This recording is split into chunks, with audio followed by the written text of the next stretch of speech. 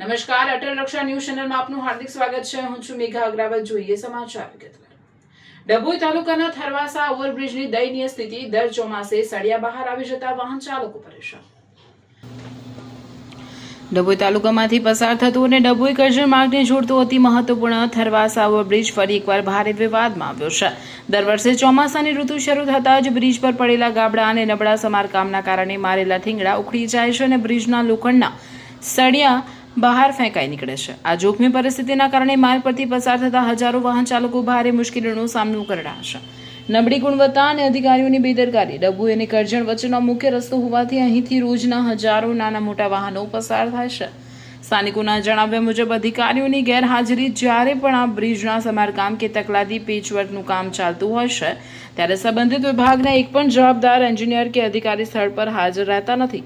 કોન્ટ્રાક્ટરની મનમાની. અધિકારીઓની ગેરહાજરીનો ગેરલાભ ઉઠાવીને કોન્ટ્રાક્ટરો અત્યંત હલકી ગુણવત્તાનું મટીરીયલ વાપરે છે, જેના કારણે થોડા જ સમયમાં સમારકામ ધોવાઈ જાય છે.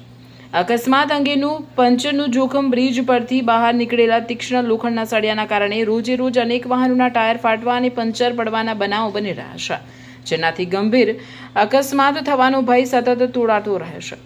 પ્રજાની તાકીદની માંગણી. તંત્રની બેદરકારીનું પરિણામ આજે સામાન્ય જનતાને વાહન ચાલકોએ ભોગવવાનો વારો આવ્યો છે.